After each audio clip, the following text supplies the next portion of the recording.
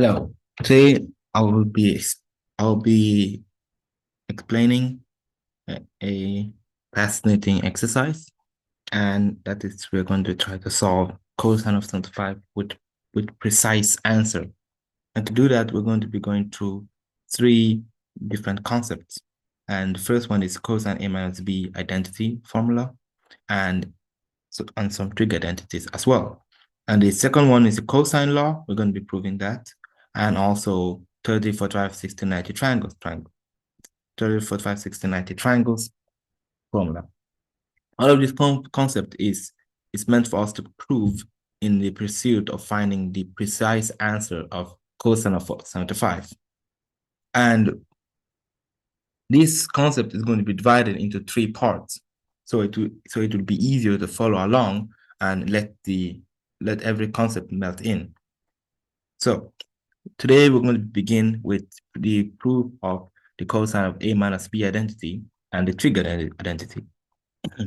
And we're going to be doing that by finding out L squared, or this side, in two ways. The first way is by using the cosine law, which I'll be proving later. So the cosine law says that for a triangle ABC and angle C, capital C, then the relation between them will be C sub 1 squared, which is this side, is equal to A squared plus B squared minus 2AB cosine of the angle C. So using that property here, we can see that L squared must be equal, this side must be equal to 1 squared plus 1 squared minus 2 times 1 times 1 cosine of A minus B, this angle. And we can also find this side in another way using the Pythagoras theorem. So using the Pythagoras theorem, we can find the difference between these 2 points to find the lengths, and the difference between this height to find the height, the final height as well. So this is the height we're looking at. And this is the base we're looking at for the triangle. Okay. So L squared can also be written as L squared is equal to cosine of B minus cosine of A squared plus sine of A minus sine of B, all to the power of 2. And we already have found out that L squared is also equal to 1 squared plus 1 squared minus 2 times 1 cosine of A minus B. So we can put them as being equal to each other. So we can write this as cosine B minus cosine of A squared plus sine of A minus sine of B squared is equal to 2 minus 2 cosine of A minus B. Now let's simplify that by opening the bracket. So that will be cosine squared of B minus 2 cosine of B cosine of A plus cosine of A, cosine squared A, then plus sine of A minus, sine of A squared minus 2 sine A sine B plus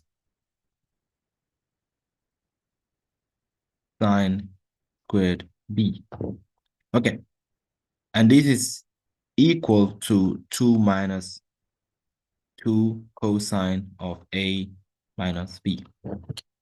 And to simplify it further, we're going to be using a identity known as the trig identity. which states that the sine of the angle squared, well, sine squared the angle, which is sine of the angle multiplied by the sine of the angle, plus cosine squared of the angle is always equal to 1. Okay, so here we have cosine squared b and sine of squared b, which is like saying theta. Okay, for the b's. And cosine squared b plus sine squared b is equal to 1. So 1 plus. And cosine squared a plus sine squared a is equal to 1. And we can simplify that to, of course, 2. 2 minus this, 2 cosine of a, b, times cosine of a, minus 2 sine of a, sine of b. We don't need to put that. We have simplified already. And that is equal to 2 minus 2 cosine of a minus b. And we can subtract both sides by minus 2. And that would leave us with negative 2 cosine of b, cosine of a, minus 2 sine of a, sine of b. That is equal to minus 2 cosine of a minus b. And let us divide both sides by minus 2. That will give us cosine of b, cosine of a.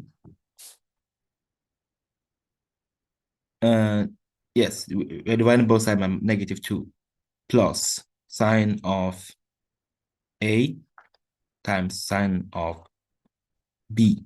That is equal to cosine of a minus b. So now we have found the formula that explains the cosine of a minus b. Okay, so we can move back to, we can move back here to the problem here. Okay. So we found that cosine of a minus b is equal to cosine of a times cosine of b plus sine of a times sine of b. To find out what cosine of a plus b is, we can assume that b is a number and it's multiplied by negative. So what I mean by that is that if we'll do a substitution and write a minus the minus b, when simplified, it will give us a plus b. But we can use the same identity to find out what this will be. So this will be cosine of a, doesn't change, multiplied by cosine of negative b, plus sine of a, nothing changes, and sine of negative b. So what is cosine of negative b and what is sine of negative b? We can illustrate that by using the organ diagram or the unit circle. Let's assume that we have a line with a certain angle theta. Then we know that the height is 1. The height will be sine of theta, and the base is going to be cosine of theta. If we draw another line going south, it will have an angle of negative theta. Okay. So if this have a height of sine of theta, then this must have a height of negative sine of theta because it's a lower end of the axis. And if this angle have cosine of theta, then this side must also have cosine of theta because it's on the same right side and everything on the right side will stay positive on the x-axis. So that's why we move up here. Simplifying this would give us a cosine of A multiplied by cosine of B, because no matter if the B is positive or negative, it will always stay cosine of B. That is their relationships or properties. And however, for sine of negative B, it will give us negative sine of B. That would be negative sine of B. So in the end, we find that cosine of A plus B is simply equal to cosine of A cosine of B plus, minus sine of A sine of B. And here's a good place to stop. Thanks for listening.